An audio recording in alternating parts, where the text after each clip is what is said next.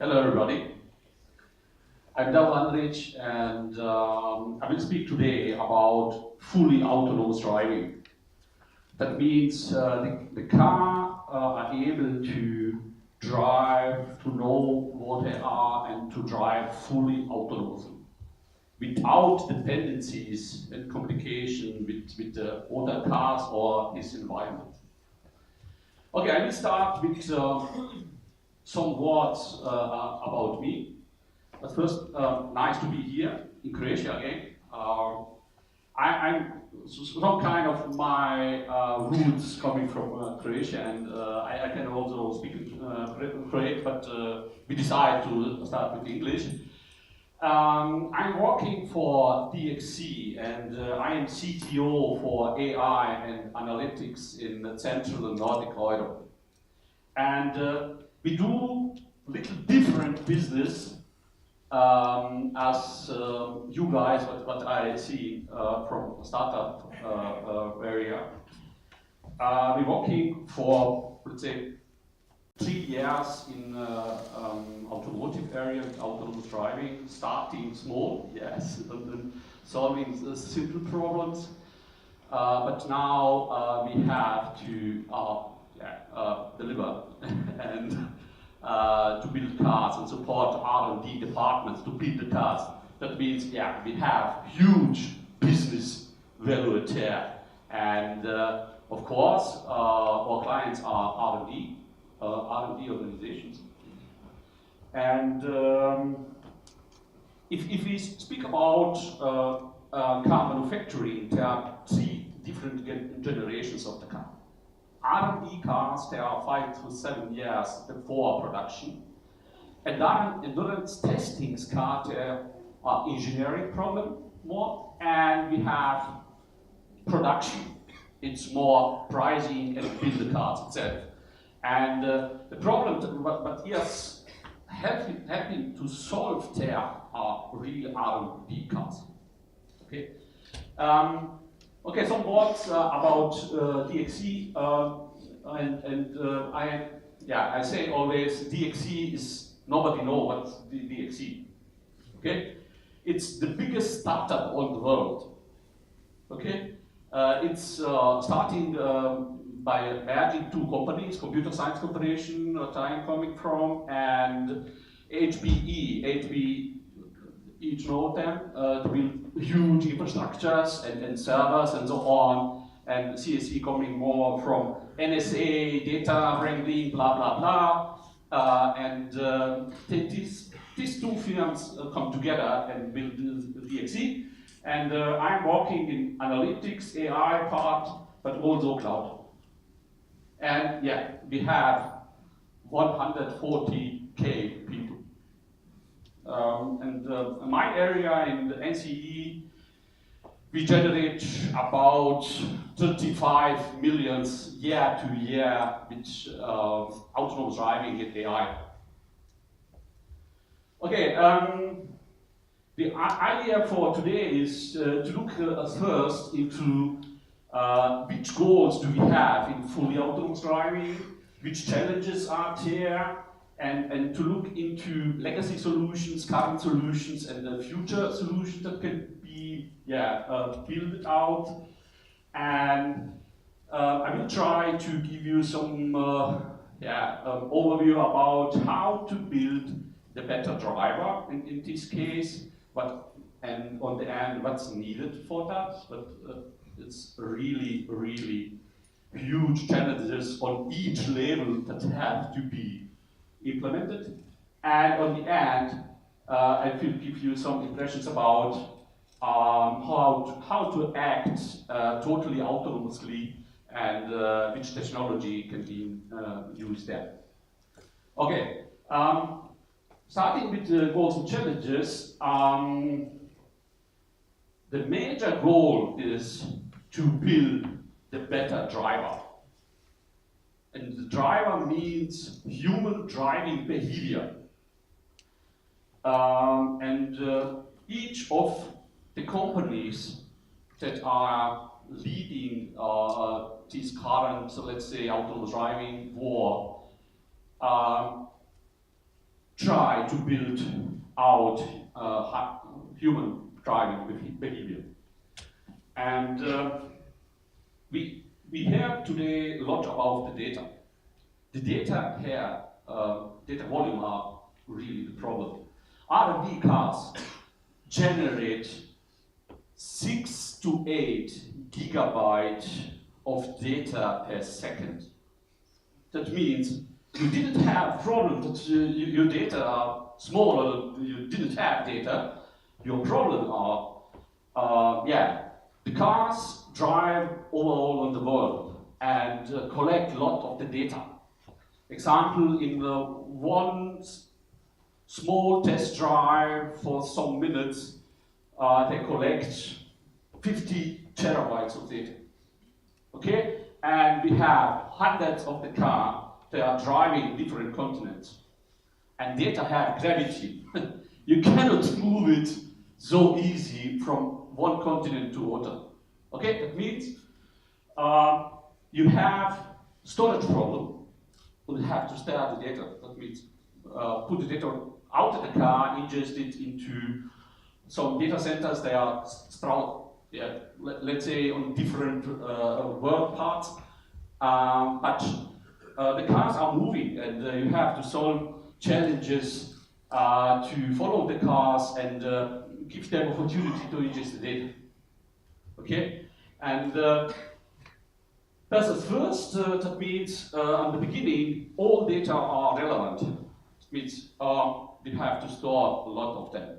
As I say, currently we are storing 2 petabytes a day.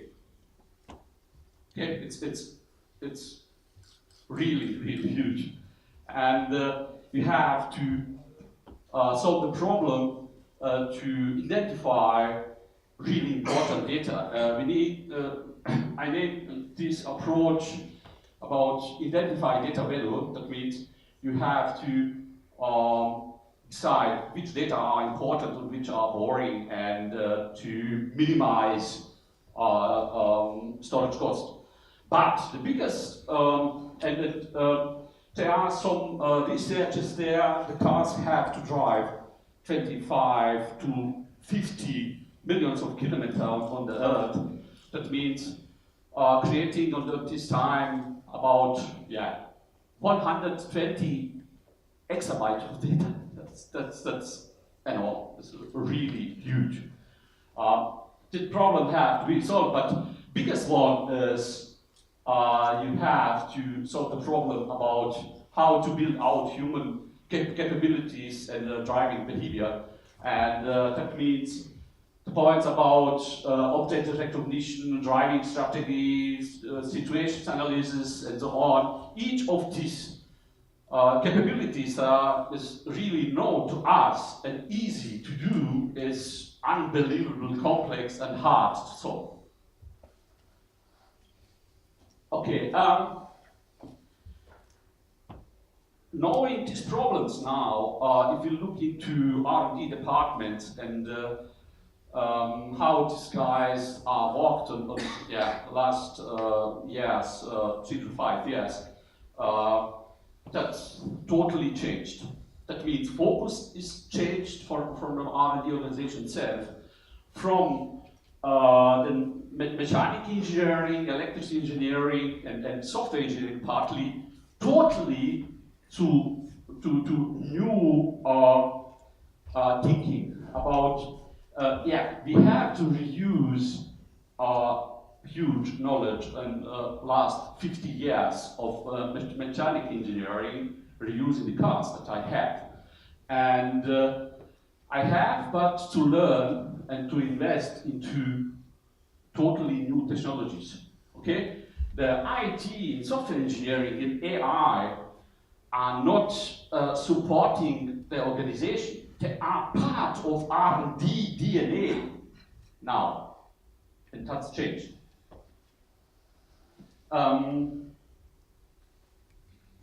What we need to build, let's say, successful fully autonomous driving, you need partner ecosystem.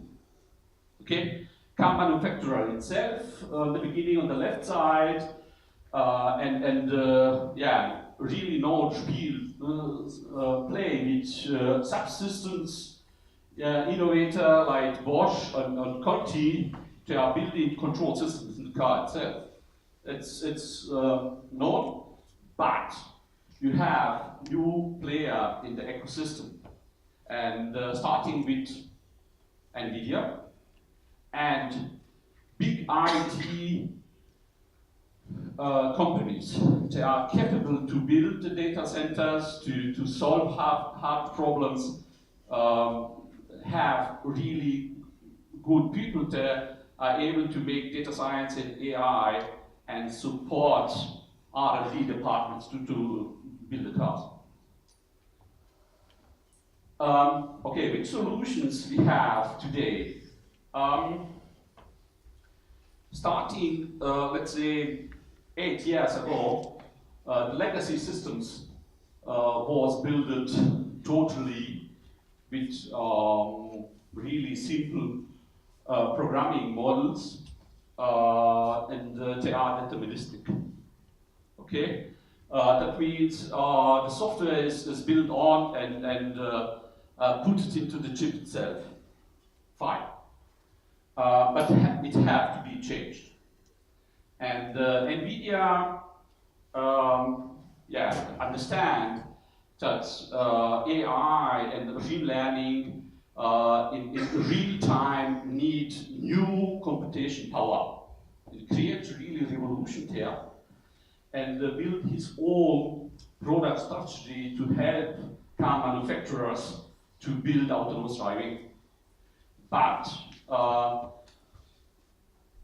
these guys, yeah, let's say, solving some issues in the car itself, but you have to build AI that are capable to drive and is independent.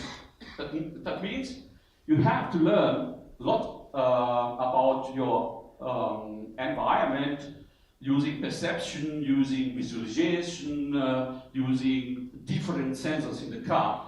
That means produce a lot of the data, and there are, yeah, let's say, new computer science ecosystem built it out by using some kind of big data platforms and deep learning analytics on it, and creating on the end some kind of the software that is able to act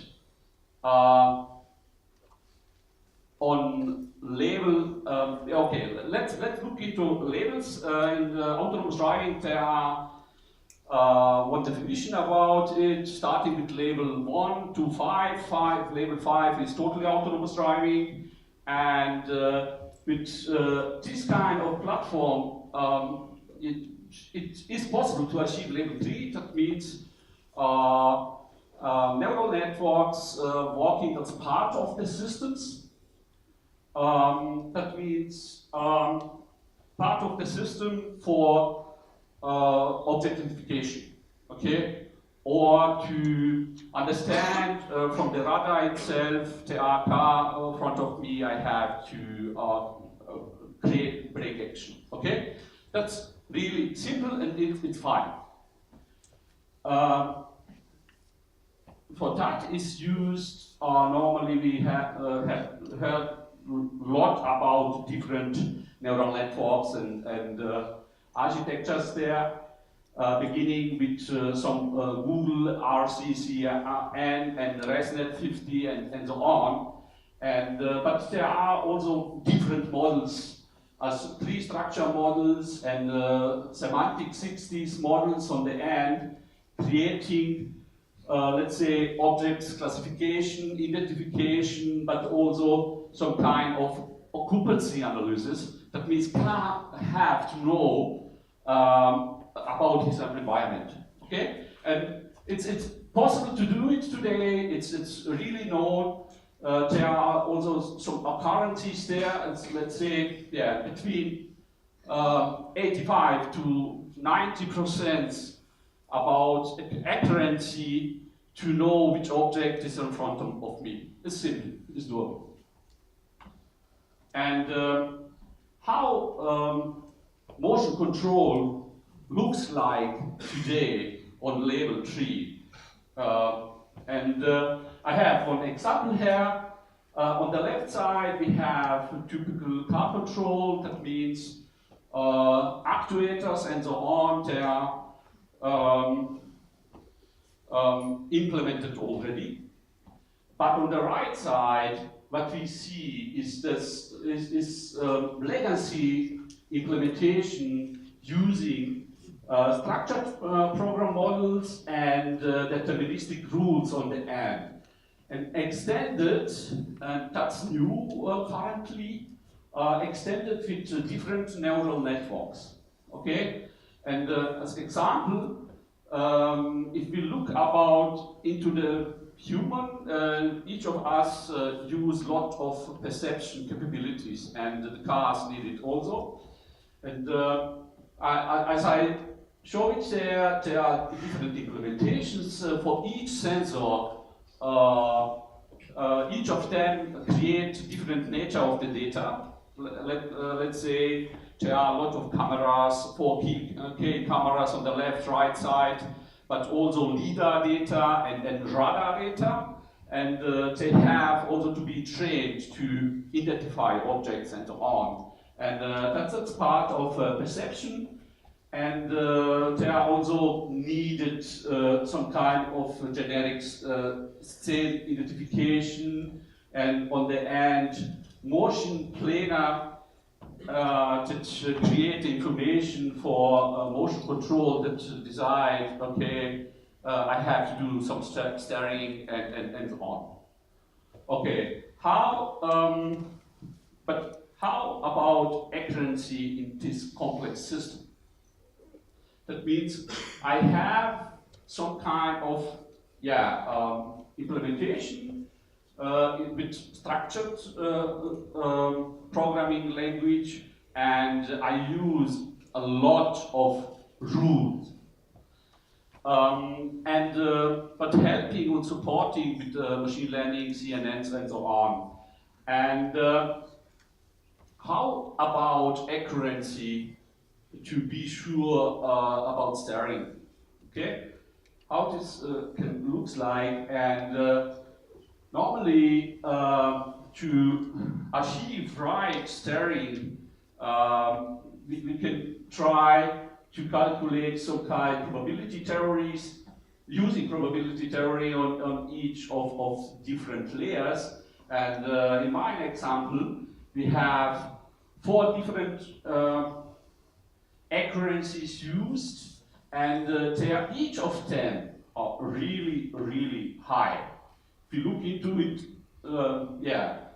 86%, 92%, and so on. But if you look into whole system, control system on end, accuracy is 69%, and that's really, really simple example.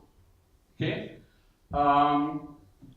That means this kind of implementation using legacy programming models, even with extension of neural networks, it's not really, really confident. Okay, which challenges are there? And how to build a better driver on this case? The problem with the solution with the neural networks and the deterministic rules is first, they are not really intelligent. If you look into some human understanding, perception, we didn't need thousands of images to understand what's that. Okay, and they are not really excellent. The ability to achieve accuracy, as we see in the last example, in huge complex system is not really solved now. And the poor dealing with complexity. Current implementation use rules, okay? a lot of rules to decide what have to be done if I have human behavior in front of me. Okay, a lot of these cases. That means with the rules, the companies trying to describe whole world and his events. Normally, it's not possible. And what we observe by different huge companies, they are currently maintaining about 5 to 6 millions of different rules. That's totally crazy. Okay, and as I say, really crazy data volumes. You have to solve the problem by driving by defining data value and shrinking your data.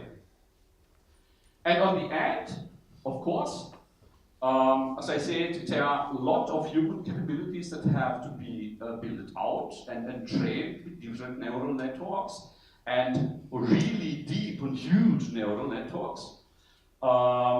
Let's say one example in our current customer and R&D department are responsible for perception. These guys implement only vision, that means camera, 4K, object identification and classification. One training job run 2 to 3 weeks and run in cluster by using 10 different machines, and each of them have 8 Teslas. Okay? And on the end, the resources and money that you need to build these capabilities is really huge. And these problems have to be solved. How that can be?